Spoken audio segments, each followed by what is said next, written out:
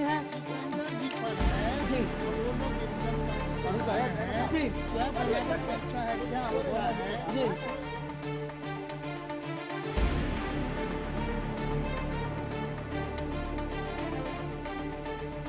नमस्कार, आप देख रहे हैं न्यूज फॉर नेशन और मैं हूं सांत्वना आपके साथ। आरजेडी की स्थिति इन दिनों बेहद चिंताजनक है। चिंताजनक इसीलिए क्योंकि बिहार की नई महागठबंधन की सरकार के अंतर्गत आरजेडी के दो नेताओं ने अपने मंत्री पद को गंवा दिया। जहां पहले सुधाकर सिंह और कार्तिकेय सिंह ने अपने मंत्री पद को गंवाया, उन्हें अपने पद से इस्तीफा देना पड़ा। तो वहीं अब तीसरी तलवार आरजेडी कोटे से मंत्री समीर महासेठ पर लटकती हुई नजर आ रही है, जिनके करीबियों के विभिन्न ठिकानों पर आईटी की रेड की गई।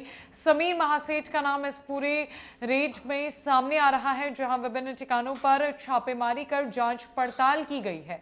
अब ऐसे में राजनीतिक गलियारों में समीर महासेठ के इस्तीफे की चर्चा जोर शोर से जारी है, जहां ये माना जा रहा है कि आरजेडी कोटे से मंत्री समीर महासेठ को भी अब अपना पद छोड़ना पड़ेगा, उन्हें भी इस्तीफा देना पड़ेगा। और इससे लालू यादव की टेंशन बढ़ गई है, तेजस्वी यादव की टेंशन बढ़ गई है और आरजेडी में एक चिंताजनक स्थिति उत्पन्न हो गई है।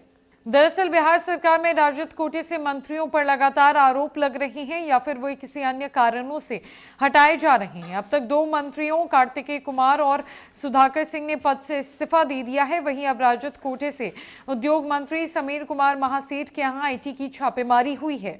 उनके मंत्री पद से इस्तीफे की चर्चा राजनीतिक गलियारों में जोरों पर है। 17 नवंबर को समीर महासेठ के पटना में इनकम टैक्स गोलंबर स्थित आवास पर छापेमारी हुई। ये छापेमारी आईटी की ओर से की गई। उनके करीबी माने जाने वाले कई बिल्डरों के यहां भी छापेमारी की गई। हालांकि उनका कहना है कि उन सबसे उनका कोई संबंध नहीं है, लेकिन जानकारी है कि आईटी के अफसरों को इस बात के साक्ष्य मिले हैं कि कंस्ट्रक्शन से जुड़ी बड़ी कंपनियों में सफेद पोशों का पैसा लगा हुआ है। समीर महासेठ की पहचान एक बिजनेसमैन के रूप में भी रही है। उनके पिता राजकुमार महासेठ 3 बार विधायक रहे हैं और मंत्री भी रहे हैं। हालांकि इस कार्रवाई पर राजद शांत है। पार्टी प्रवक्ता मृत्युंजय तिवारी के अनुसार उनके नेता तेजस्वी यादव ने पहले ही कह दिया है कि साल 2024 तक यही सब चलता रहेगा। मृत्युंजय तिवारी आगे कहते हैं कि जो राजनीतिक लड़ाई नहीं लड़ सकते, युवाओं को रोजगार नहीं दे सकते, वो यही सब कर सकते हैं। इस तरह की किसी कार्रवाई का असर राजद पर नहीं पड़ेगा, उल्टे जनता का गुस्सा भाजपा के प्रति और ज्यादा बढ़ जाएगा।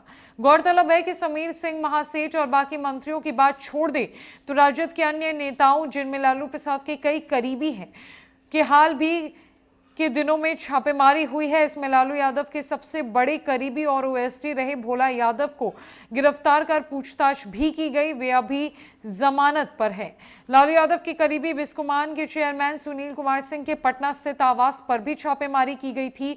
पूर्व विधायक अबू दोजाना के यहाँ भी सीबीआई ने छापेमारी की थी। उन्हें नोटिस भी जारी किया गया था। लालू यादव के करीबी और बालू वाली नेता के रूप में पहचान रखने वाले सुभाष यादव के घर पर भी सीबीआई ने छापेमारी की थी। पूर्व एमएलसी सुबोध राय, 2 राज्यसभा सांसदों अशफाक करीम और फयाज अहमद पर भी सीबीआई दबिश कर चुकी है। तेजस्वी यादव के करीबी और उनके रणनीतिकार संजय यादव को भी सीबीआई ने पूछताछ के लिए बुलाया था।